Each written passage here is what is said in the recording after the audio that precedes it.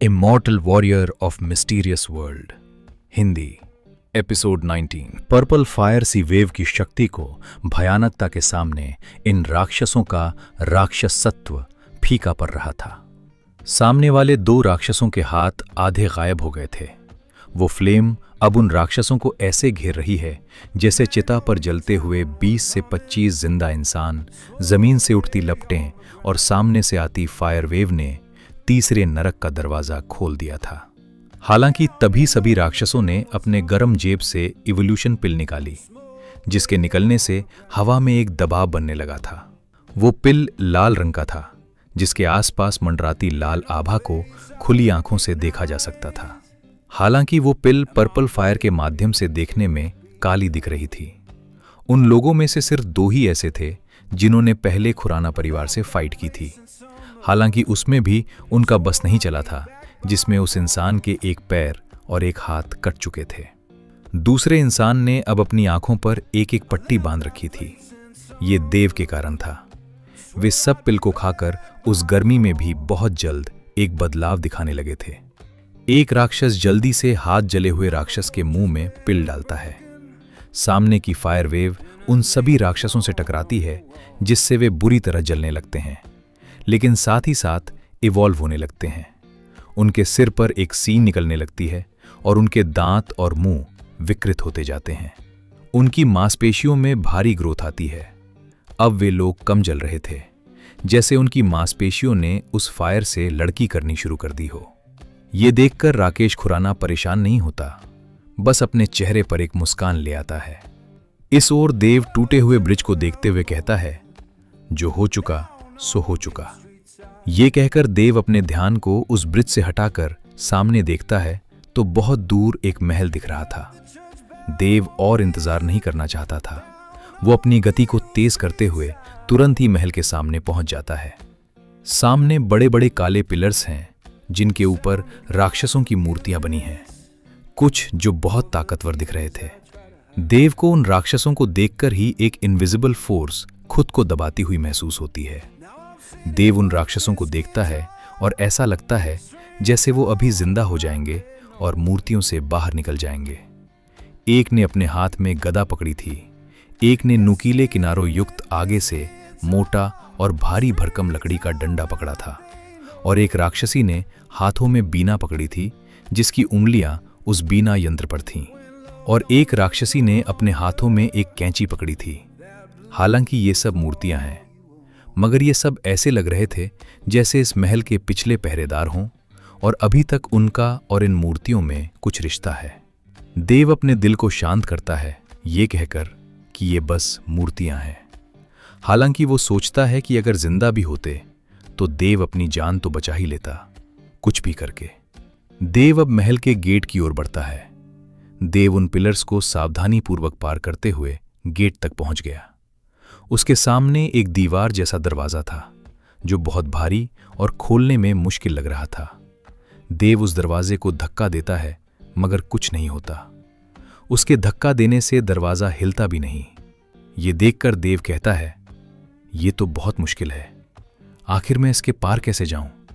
देव अपने दिमाग में इस गेट को खोलने की सभी पॉसिबिलिटीज को एनालाइज करने लगता है। तभी दिशा की आवाज आती है, मुझे ऐसा लगता है आप इस गेट को खोलना चाहते हैं, लेकिन ये लॉक है। मैं आपको दीवार चढ़कर उस पर जाने की सलाह देती हूँ। देव कहता है, इसमें रिस्क है, मैंने कभी रॉक क्लाइंबिंग नहीं की है।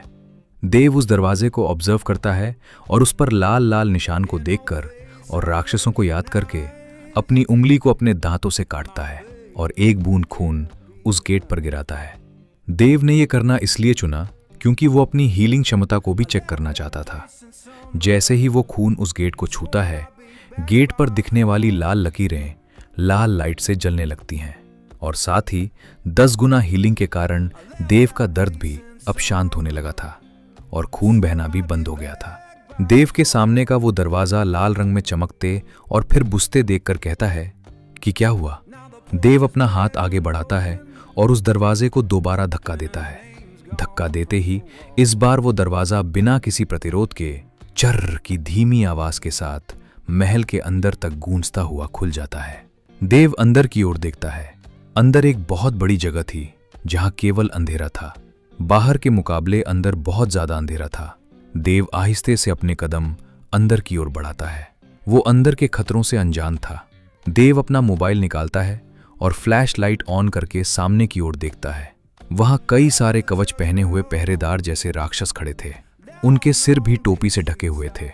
देव ये देखकर और उन्हें हिलता हुआ न पाकर थोड़ा नीचे लाइट करता है।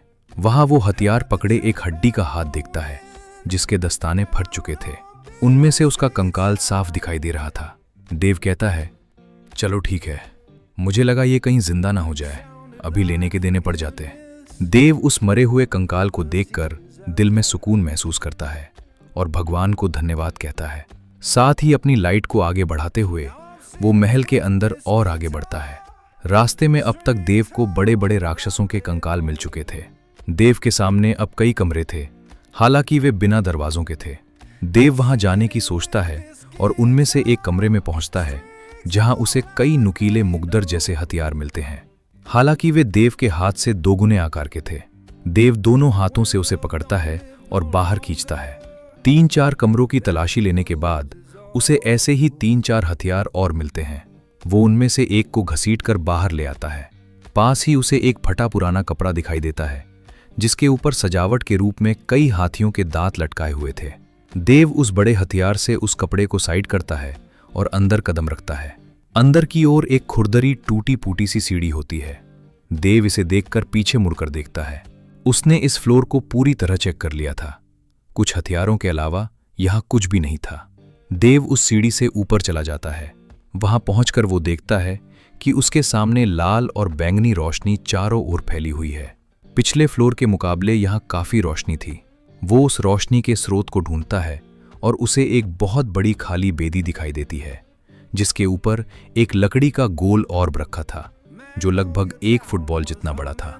उसके अंदर कई लेयर्स थीं और उन पर कई शब्द उकेरे गए थे जो बहुत ही रहस्यमय थे, जैसे कोई प्राचीन लिपि हो। उससे लाल और बैंगनी रोशनी निकल रही थी। साथ ही एक ऐसी अदृश्य शक्ति महसूस हो रही थी जिसे केवल देखकर ही उसकी अपार शक्ति का अंदाजा लगाया जा सकता था। इसे देखते ही देव के सामने सिस्टम विंडो प्रकट होती है और एक आवाज आती है, बधाई हो, आपने डीमन बॉडी आर्ट को खोज लिया है। इसे प्राप्त करें और सिस्टम गोल्ड कॉइन के अपार सुख को महसूस करें। यह सुनकर देव कहता है, ये रहा 10,000 कॉइन और डीमन बॉडी आर्ट। अगर आपकी इच्छा हो तो सब्सक्राइब करें वीडियोस के अपडेट्स पाने के लिए। अगर आपको कुछ कहना है तो कमेंट्स करें।